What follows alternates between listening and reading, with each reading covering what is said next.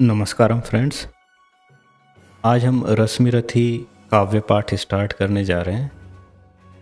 रश्मिरथी, जिसका अर्थ सूर्य किरण रूपी रथ का सवार है, हिंदी के महान कवि रामधारी सिंह दिनकर द्वारा रचित प्रसिद्ध खंड काव्य है। यह 1952 में प्रकाशित हुआ था। इसमें 7 सर्ग हैं। इसमें कर्ण के चरित्र के सभी पक्षों का सजीव चित्रण किया गया है। रश्मिरथी में दिनकर जी ने कर्ण को महाभारत कथानक से ऊपर उठाकर नैतिकता और विश्वसनीयता की नई भूमि पर खड़ा कर गौरव से विभूषित कर दिया है।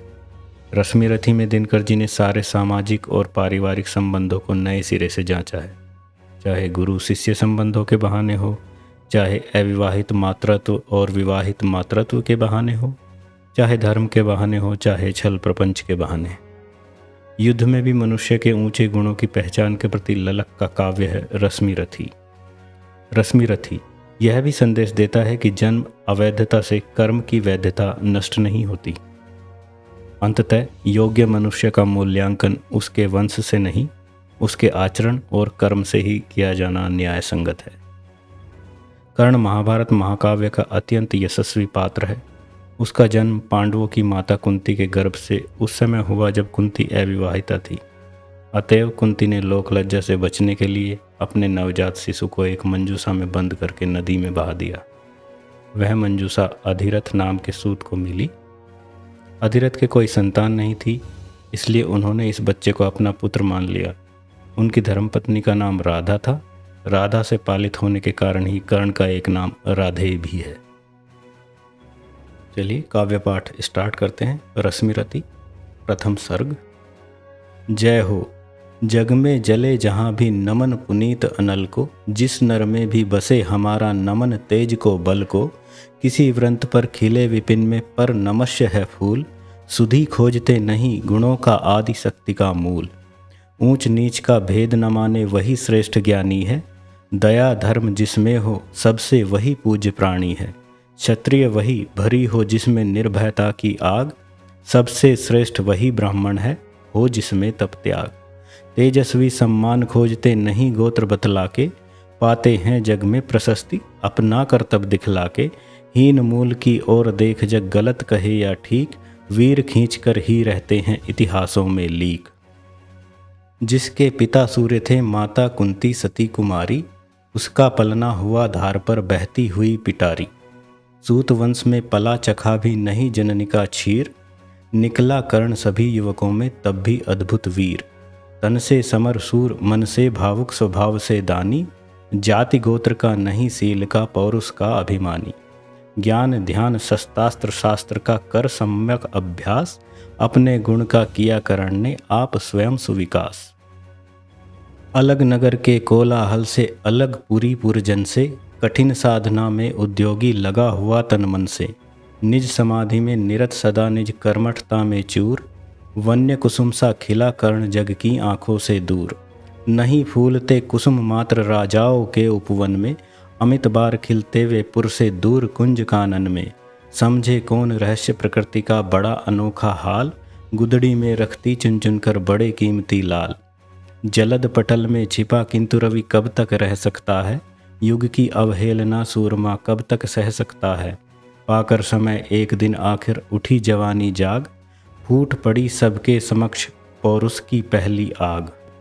रंग भूमि में अर्जुन था जब समा अनोखा बांधे, बढ़ा भीड़ भीतर से सहसा कर्ण सरासन साधे। कहता हुआ तालियों से क्या रहा गर्व में फूल, अर्जुन तेरा सुयस अभी क्षण में होता है धूल। तूने जो जो किया उसे मैं भी दिखला सकता हूँ, चाहे तो कुछ नई कलाएं भी सिखला सकता हूँ। आँख खोल कर देख कर्ण के हाथों का व्यापार, फूले सस्ता सुयस प्राप्त कर उस नर को धिक्कार। इस प्रकार कह लगा दिखाने कर्ण कलाएं रण की, सभा स्तब्ध रह गई गई रह आँख टंगी जन जन की। मंत्र मुग्ध सा मौन चतुर्दिक जन का पारावार, गूंज रही थी मात्र कर्ण की धनवा की टंकार। फिरा कर्ण त्यों साधु साधु कह उठे सकल नर नारी, राजवंश के नेताओं पर पड़ी विपद अति भारी। द्रोण भीष्म अर्जुन सब फीके सब हो रहे उदास, एक सुयोधन बड़ा बोलते हुए वीर शाबाश। द्वंद्व युद्ध के लिए पार्थ को फिर उसने ललकारा, अर्जुन को चुप ही रहने का गुरु ने किया इशारा। कृपाचार्य ने कहा, सुनो है वीर युवक अनजान, भरत वंश अवतंस पांडु की अर्जुन है संतान। क्षत्रिय है वह राजपुत्र है, यूं ही नहीं लड़ेगा, जिस तिस से हाथापाई में कैसे कूद पड़ेगा। अर्जुन से लड़ना हो तो मत गहो सभा में मौन, नाम धाम कुछ कहो बताओ कि तुम जाति हो कौन। जाति हाय री जाति करण का हृदय क्षोभ से डोला, कुपित सूर्य की ओर देख वह वीर क्रोध से बोला। जाति जाति रटते जिनकी पूंजी केवल पाषंड, मैं क्या जानूं जाति जाति है ये मेरे भुजदंड।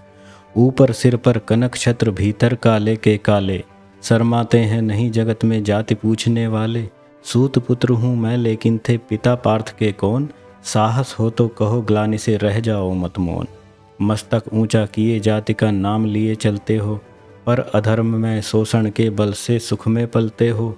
अधम जातियों से थर थर कांपते तुम्हारे प्राण, छल से मांग लिया करते हो अंगूठे का दान। पूछो मेरी जाति शक्ति हो तो मेरे भुजबल से, रवि समान दीपित ललाट से और कवच कुंडल से। पढ़ो उसे जो झलक रहा है मुझ में तेज प्रकाश, मेरे रोम रोम में अंकित है मेरा इतिहास। अर्जुन बड़ा वीर क्षत्रिय है तो आगे वह आवे, क्षत्रियत्व का तेज जरा मुझको भी तो दिखलावे। अभी छीन इस राजपुत्र के कर से तीर कमान, अपनी महाजाति की दूंगा मैं तुमको पहचान। कृपाचार्य ने कहा, वृथा तुम क्रुद्ध हुए जाते हो, साधारण सी बात उसे भी समझ नहीं पाते हो। राजपुत्र से लड़े बिना होता हो अगर अकाज, अर्जित करना तुम्हें चाहिए पहले कोई राज। कर्ण हतप्रभ हुआ तनिक मन ही मन कुछ भरमाया, सह न सका अन्याय सुयोधन बढ़कर आगे आया। बोला बड़ा पाप है करना इस प्रकार अपमान, उस नर का जो दीप रहा हो सचमुच सूर्य समान। मूल जानना बड़ा कठिन है नदियों का वीरों का, धनुष छोड़कर और गोत्र क्या होता रणधीरों का। पाते हैं सम्मान तपोबल से भूतल पर सूर, जाति जाति का शोर मचाते केवल कायर क्रूर। किसने देखा नहीं करण जब निकल भीड़ से आया, अनायास आतंक एक संपूर्ण सभा पर छाया। कर्ण भले ही सूत पुत्र हो अथवा स्वपच चमार, मलिन मगर इसके आगे हैं सारे राजकुमार। करना क्या अपमान ठीक है इस अनमोल रतन का, मानवता की इस विभूति का धरती के इस धन का। बिना राज यदि नहीं वीरता का इसको अधिकार, तो मेरी यह खुली घोषणा सुने सकल संसार। अंग देश का मुकुट कर्ण के मस्तक पर धरता हूँ, एक राज्य इस महावीर के हित अर्पित करता हूँ। रखा कर्ण के सिर पर उसने अपना मुकुट उतार, गूंजा रंग भूमि में दुर्योधन का जय जयकार। कर्ण चकित रह गया सुयोधन की इस परम कृपा से, फूट पड़ा मारे कृतज्ञता के भर उसे भुजा से। दुर्योधन ने हृदय लगाकर कहा बंधु हो शांत, मेरे इस क्षुद्रोपहार से क्यों होता उद्भ्रांत। किया कौन सा त्याग अनोखा दिया राज यदि तुझको, अरे धन्य हो जाए प्राण तू ग्रहण करे यदि मुझको। कर्ण और गल गया हाय मुझ पर भी इतना स्नेह, वीर बंधु हम हुए आज से एक प्राण दो देह। भरी सभा के बीच आज तूने जो मान दिया है, पहले पहल मुझे जीवन में जो उत्थान दिया है। उर्ऋण भला होऊंगा उससे चुका कौन सा दाम, कृपा करे दिन मान की आऊँ तेरे कोई काम। घेर खड़े हो गए कर्ण को मुदित मुग्ध पुरवासी, होते ही हैं लोग सूरता पूजन के अभिलाषी। चाहे जो भी कहे द्वेष ईर्षा मिथ्या अभिमान, जनता निज आराध्य वीर को पर लेती पहचान। लगे लोग पूजने कर्ण को कुमकुम और कमल से, रंग भूमि भर गई चतुर्दिक पुल का कुल कलकल से। विनयपूर्ण प्रतिवंदन में जो झुका कर्ण सविशेष, जनता विकल पुकार उठी जय महाराज अंगेश। महाराज अंगेश तीर सा लगा हृदय में जाके, विफल क्रोध में कहा भीम ने और नहीं कुछ पाके। है कि झाड़े पूछ आज तक रहा यही तो काज, सूत पुत्र किस तरह चला पाएगा कोई राज। दुर्योधन ने कहा भीम झूठे बकबक करते हो, कहलाते धर्मज्ञ द्वेष का विष मन में धरते हो। बड़े वंश से क्या होता है खोटे हों यदि काम, नर का गुण उज्ज्वल चरित्र है नहीं वंश धन धान। सचमुच ही तो कहा कर्ण ने तुम ही कौन हो बोलो, जन्मे थे किस तरह ज्ञात हो तो रहस्य यह खोलो। अपना अवगुण नहीं देखता अजब जगत का हाल, निज आँखों से नहीं सूझता सच है अपना भाल। कृपाचार्य आ पड़े बीच में बोले छी यह क्या है, तुम लोगों में बची नाम को भी क्या नहीं हया है। चलो चले घर को देखो होने को आई शाम, थके हुए होंगे तुम सब चाहिए तुम्हें आराम। रंग भूमि से चले सभी पुरवासी मौज मनाते, कोई कर्ण पार्थ का कोई गुण आपस में गाते। सबसे अलग चले अर्जुन को लिए हुए गुरुद्रोण, कहते हुए पार्थ पहुँचा यह राहु नया फिर कौन। जन्मे नहीं जगत में अर्जुन कोई प्रतिबल तेरा, टंगा रहा है एक इसी पर ध्यान आज तक मेरा। एकलव्य से लिया अंगूठा कढ़ी न मुख से आह, रखा चाहता हूँ निष्कंटक बेटा तेरी राह। मगर आज जो कुछ देखा उससे धीरज हिलता है, मुझे कर्ण में चरम वीरता का लक्षण मिलता है। बढ़ता गया अगर निष्कंटक यह उद्भट भट बाल, अर्जुन तेरे लिए कभी यह हो सकता है काल। सोच रहा हूँ क्या उपाय मैं इसके साथ करूँगा, इस प्रचंडतम धूमकेतु का कैसे तेज हरूँगा। शिष्य बनाऊँगा न कर्ण को यह निश्चित है बात, रखना ध्यान विकट प्रतिभट का पर तू भी है तात। रंग भूमि से लिए कर्ण को कौरव शंख बजाते, चले झूमते हुए खुशी में गाते मौज मनाते।